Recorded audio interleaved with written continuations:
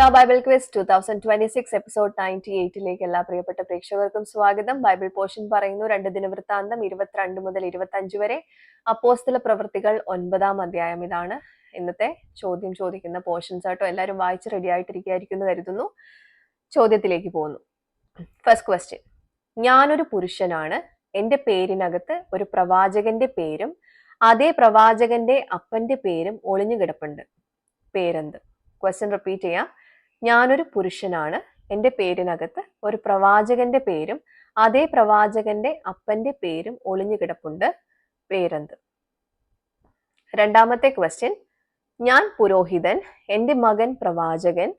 ഞാൻ ഒരു രാജാവിന് ചെയ്ത ദയ ഓർക്കാതെ ആ രാജാവ് പ്രവാചകനായ എൻ്റെ മകനെ കൊന്നുകളഞ്ഞു. പുരോഹിതനും പ്രവാചകനുമായ മകനും രാജാവും ആരല്ല? ക്വസ്റ്റ്യൻ റിപ്പീറ്റ് ചെയ്യുന്നു. ഞാൻ പുരോഹിതൻ, എൻ്റെ മകൻ പ്രവാചകൻ. ഞാൻ ഒരു രാജാവിന് ചെയ്ത ദയ ഓർക്കാതെ ആ രാജാവ് പ്രവാചകനായ എൻ്റെ മകനെ കൊന്നുകളഞ്ഞു. പുരോഹിതനും പ്രവാചകനായ മകനും രാജാവും ആരല്ല? ഓക്കെ. മൂന്നാമത്തെ ചോദ്യം. ഒരു വാക്യത്തിൽ തന്നെ ഒരു പുരുഷന്റെ പേരിനകത്ത് മറ്റൊരു പുരുഷനാമമുണ്ട്. പേരുകൾ ഏവ? ഒരു വാക്യത്തിൽ തന്നെ ഒരു പുരുഷന്റെ പേരിനകത്ത് മറ്റൊരു പുരുഷനാമമുണ്ട്. പേരുകൾ ഏവ? നാലാമത്തെ ക്വസ്റ്റ്യൻ. ശമൂവേൽ യഹോവയോട് പറഞ്ഞ ഒരു വാചകം പുതിയ നിയമ പാഠഭാഗത്ത് ഒരു ശിഷ്യൻ കർത്താവിനോട് പറഞ്ഞിട്ടുണ്ട്. വാചകം എന്ത്? ശിഷ്യൻ ആര്? ക്വസ്റ്റ്യൻ റിപ്പീറ്റ് ചെയ്യുന്നു. ശമൂവേൽ യഹോവയോട് പറഞ്ഞ ഒരു വാചകം പുതിയ നിയമ പാഠഭാഗത്ത് ഒരു ശിഷ്യൻ കർത്താവിനോട് പറഞ്ഞിട്ടുണ്ട്. വാചകം എന്ത്? ശിഷ്യൻ ആര്? ഓക്കെ. അഞ്ചാമത്തെ ക്വസ്റ്റ്യൻ.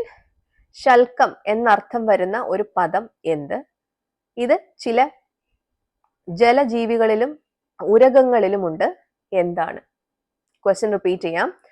ശൽക്കം എന്നർത്ഥം വരുന്ന ഒരു പദം എന്ത്? ഇത് ചില ജലജീവികളിലും ഉരകങ്ങളിലുമുണ്ട്. എന്താണ്? അപ്പോൾ ഇതാണ് ഇന്നത്തെ 5 ക്വസ്റ്റ്യൻസ്.